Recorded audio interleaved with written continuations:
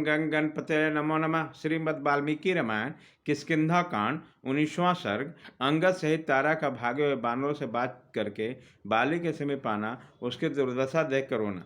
बानरों का महाराज बाली से बाण से पीड़ित होकर भूमि पर पड़ा था। श्री रामचंद्र जी के युक्ति द्वारा वचनों द्वारा अपनी बात का उत्तर पाकर उसे फिर कोई जवाब नहीं सूझा। पत्थरों का मार पड़ने से उसके अंग टूट फूट गए थे। वृक्षों से आघात से बहुत घायल हो गया था और श्री राम के बाण से आक्रांत होकर जीवन के अंतकाल में पहुंच गया। उसी समय मूर्छित हो गया। उसकी पत्नी तारा ने सुना कि युद्ध स्थल में बानर श्रेष्ठ बाली श्री राम के चलाए हुए बाणों से मारे गए।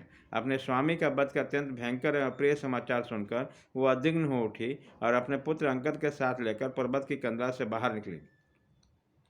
अंगद को चारों घेर कर उनकी रक्षा करने वाले जो महाबली बानर थे, वह श्री रामचंद्र जी को धनुष देकर भयभीत होकर भाग चले गए।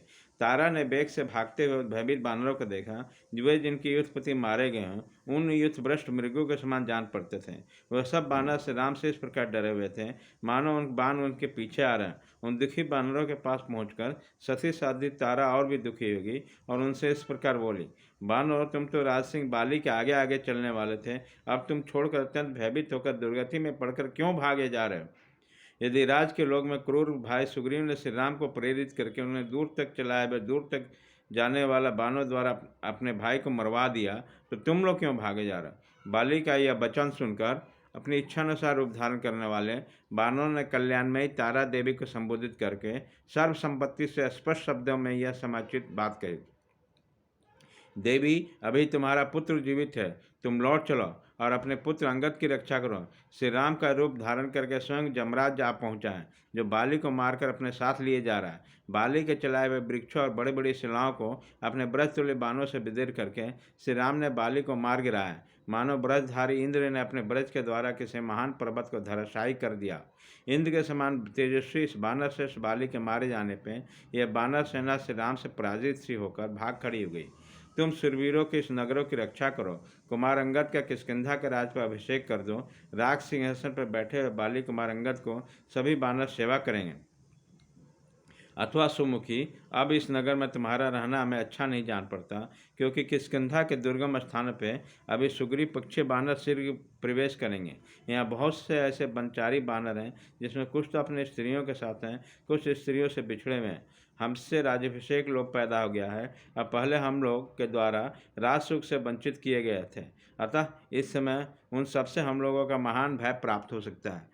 अभी थोड़ी ही दूर तक आए हुए उन बानरों की यह बात सुनकर मनोहर हास वाली कल्याणी तारा ने उन्हें अपने अनुरूप उत्तर दिया, बानरों, जब मेरे महाभाग पतिदेव कपिसिंह बाली ही नष्ट हो रहे हैं, तब मेरे पुत्र से राज से अपने जीवन से क्या प्रयोजन है?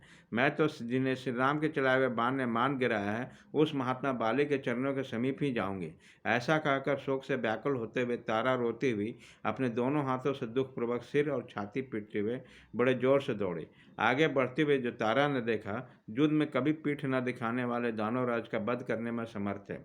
वे मेरे पति बानरराज बाली पृथ्वी पर पड़े हुए, ब्रज चलाने इंद्र के समान, जो रणभूमि में बड़े बड़े पर्वतों को उठाकर फेंकते थे, जिन्होंने वेग में प्रचंड आंधी का समावेश था, जिनका सिंहनाद महान मेघों की गंभीर गर्जना को भी तिरस्कृत कर देता था, तथा जो इंद्र के समान पराक्रमी थे, वहीं इस समय वर्षा करके शांत हुए बादल के समान चेष्टा से विरत हो गए, जो स्वयं गर्जना करके गर्जना वाले वीरों के मन में भय उत्पन्न कर देते थे। वे सूरवीर बाली एक दूसरे सूरवीर के द्वारा मार गिराए हैं।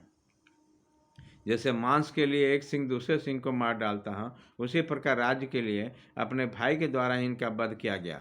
जो सब लोगों के द्वारा पूजित हो, जहाँ पताका फहराई गई हो, जिसके पास देवताओं की वेदी शोभा पाती हो, उस चैत्य वृक्ष या देवालय को वहाँ छिपे रहने पर किसी नाग को पकड़ने के लिए यदि गरुड़ ने मठ डाला हो, नष्ट भ्रष्ट कर दिया हो, तो उसकी जैसी दुर्वस्था देखी जाती है, वैसी ही दशा आज बाली की हो रही है। यह सब तारा ने देखा। आगे जाने पर उसने देखा कि अपने तेजस्वी धनुष को धरती पर टेक कर उसके सहारे से रामचंद्र जी खड़े हैं, साथ के उसके भाई लक्ष्मण भी हैं, और वहीं पति के छोटे भाई सुग्रीव भी मौजूद हैं। उन सबको पार करके वो रणभूमि में घायल हुए पति के पास पहुंची और उन्हें देखकर उसके मन में बड़ी व्यथा हुई। वह अत्यंत व्याकुल होकर पृथ्वी पर गिर पड़ी। इस प्रकार वह सोकर उठी हो। इस प्रकार हा आर्यपुत्र कहकर मृत्यु पास में बंधे हुए पति को देखकर रोने लगे। उसी समय कुरारी के समान क्रूर क्रंदन करते हुए तारा उसके साथ हुए अंगद को देखकर सुग्रीव को बड़ा कष्ट हुआ। वह विषाद में डूब गए। इसी प्रकार वाल्मीकि निर्मित आर्ष रामायण आदि काम के किष्किंधा में 19वां सर्ग पूरा हुआ।